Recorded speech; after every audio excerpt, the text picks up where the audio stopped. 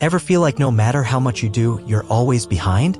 You wake up early, stay up late, even sacrifice your weekends, but it still feels like you're running in circles. The pings from your phone follow you everywhere. The to-do list never ends. And the success you're chasing? It always seems just out of reach. I used to think the solution was simple: work harder, work longer. But I was missing something. What if the real game changer isn't a new app or planner, but something ancient? Something that's been a part of our faith all along. It's called Barakah. It's what turns a little into a lot.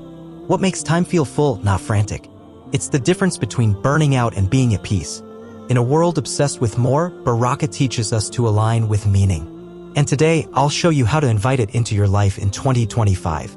Let's get real about what Barakah actually means. People say it's blessing, but it's not just a nice word you toss around. It's deeper. Barakah is when something small does more than you ever expected in a way that doesn't make logical sense, but just feels right. Like having less money, but still covering every need. Sleeping fewer hours, yet feeling refreshed. That's Barakah in action. In the Quran and Hadith, it's a constant theme, this unseen goodness Allah places in your time, your wealth, your relationships, your actions. It's not about how much you have, it's about the impact of what you have. The problem? Today, success is all about the numbers. Followers, paychecks, deadlines, hustle. But even with all that, something feels off. That emptiness? It's the absence of Barakah. Because Barakah isn't just about achieving. It's about doing things in a way that feels peaceful, purposeful, and aligned with something bigger. When you chase numbers, you might burn out. But when you chase Barakah, the journey fills you up instead of draining you. And honestly, that's the kind of success worth aiming for. Let me share a story that stuck with me. There's a brother I know, let's call him Idris. No flashy background. No degrees from big-name universities. Just a regular guy with big faith. He'd wake up before sunrise, make wudu half asleep, and pray far while the world was still quiet. Then he'd grab a cup of tea and start his day, running a small online business from home. No investors. No viral ads. Just dua, hard work, and trust in Allah. Fast forward 5 years, his business was thriving. Not because he was working 20 hours a day, but because his effort had Barakah. When people asked him his secret, he just smiled and said, "I say Bismillah when I begin, Alhamdulillah when I end, and I try not to forget who's in control." That's Barakah, and it shows up in all kinds of ways. A single parent raising amazing kids on a tight budget. A student who studies smart and still tops the class. A worker who earns peace, purpose, and respect, not just a paycheck. Barakah is the sweet spot between doing too much and feeling like it's never enough. And it's not reserved for the perfectly religious or the ultra-productive. It's for anyone willing to invite Allah into their daily grind. When you do, things click. Stress lightens. Goals feel more meaningful. Because suddenly, it's not just your hustle, it's your hustle with divine backing. Let's be honest, we're surrounded by to-do lists, productivity apps, and hustle culture. Everyone's racing the clock, trying to do more in less time. But here's the truth, doing more doesn't always mean doing better.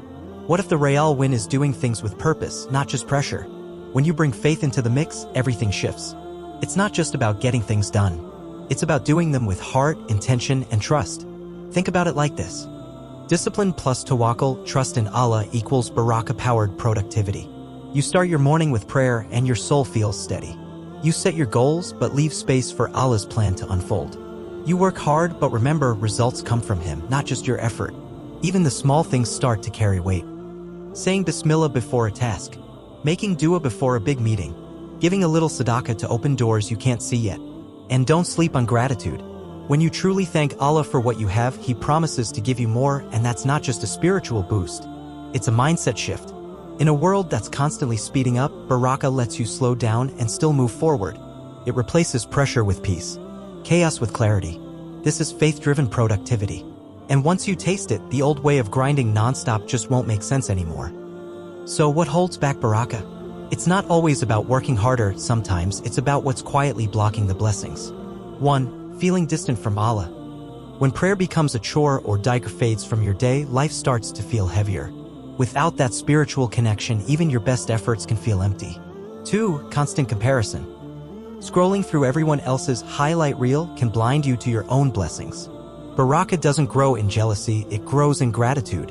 3. Unclean earnings or habits.